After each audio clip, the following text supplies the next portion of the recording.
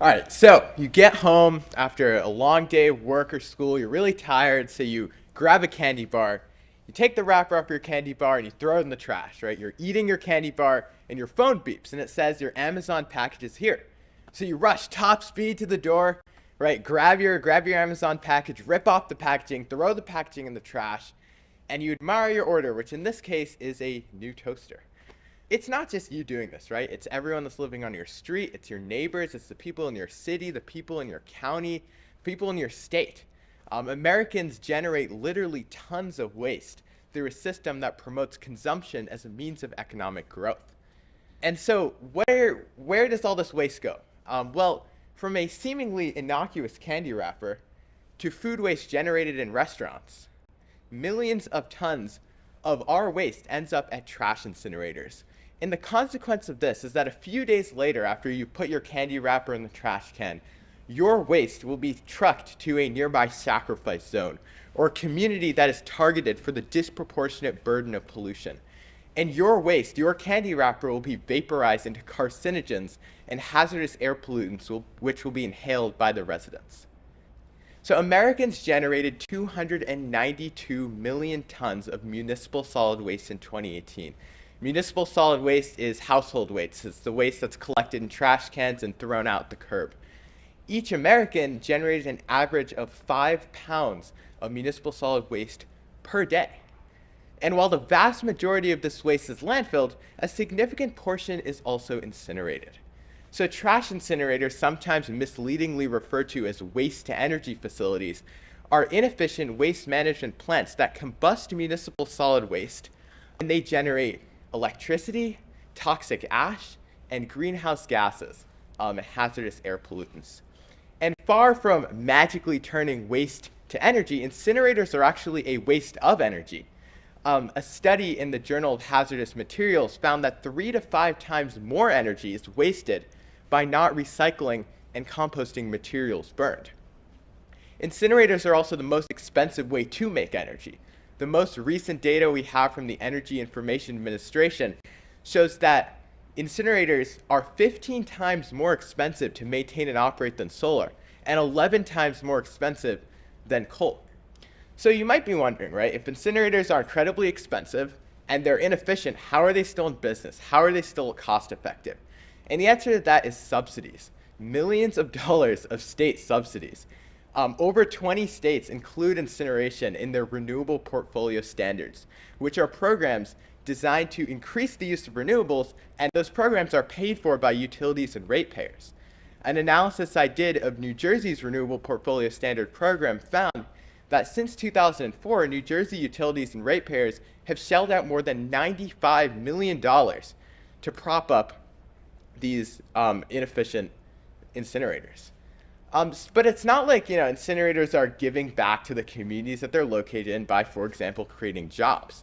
This is an analysis from the Institute for Local Self-Reliance that finds that incinerators are actually one of the worst ways to create jobs.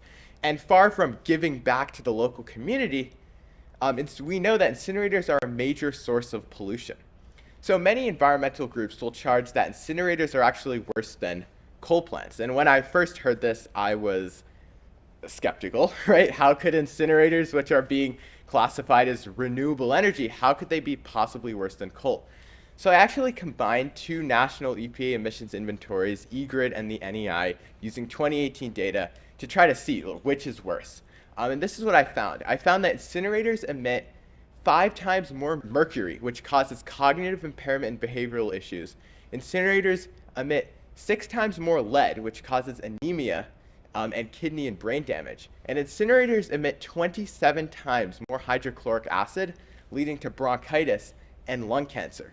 And these are just a few pollutants that I picked out. Incinerators are worse than coal for 30 different pollutants, everything from ammonia to formaldehyde to nitrogen oxides.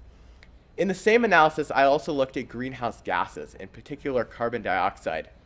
And I found that incinerators emit more carbon dioxide than every other way of generating electricity. They emit more than natural gas, than coal, than oil, and biomass. Right? I also calculated the carbon dioxide equivalent using a 20-year global warming potential. And this basically allows you to take into account how long different global warming pollutants stay in the atmosphere. And once again, we can see that incinerators are the worst out of any other major way of generating electricity. Incinerators are even worse than landfills. This is data from a 20-year life cycle analysis that compared a Maryland incinerator to regional landfills.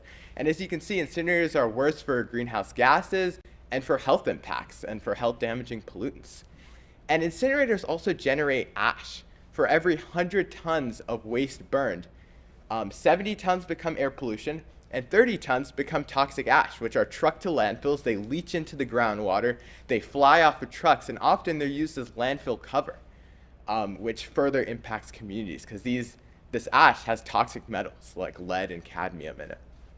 But incineration isn't just an inefficient waste management technology that's exacerbating climate change. Incineration is an example of where waste management intersects with environmental racism. Environmental racism is the phenomenon where communities of color are more heavily targeted for hazardous industries than poor communities are.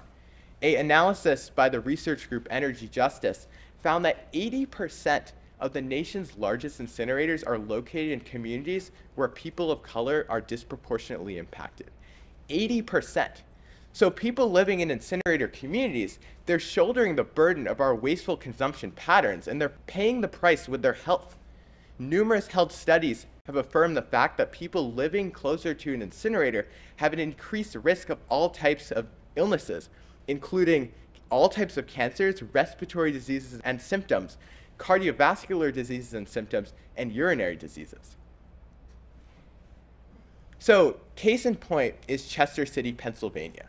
It's home to the nation's largest trash incinerator, and data that I analyzed from the Pennsylvania Department of Health shows that Chester residents have elevated cancer incidence rates, elevated mortality rates, and have asthma hospitalization rates 3 times the national average.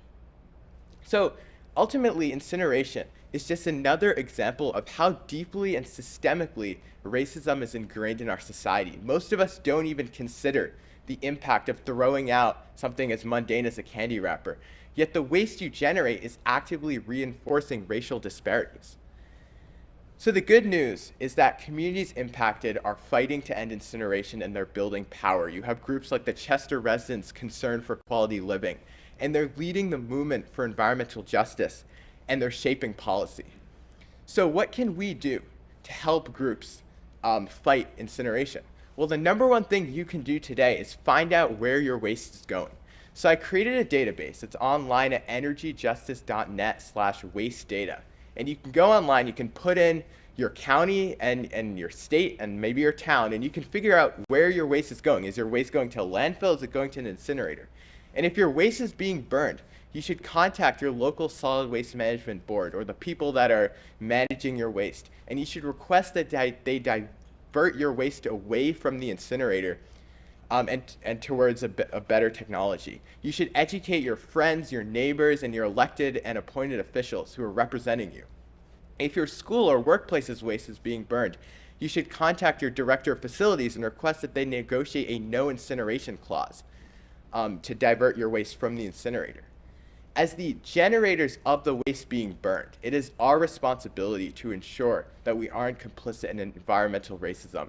And in doing that, it is our responsibility to hold the incinerator companies accountable and the elected officials that are subsidizing those companies accountable.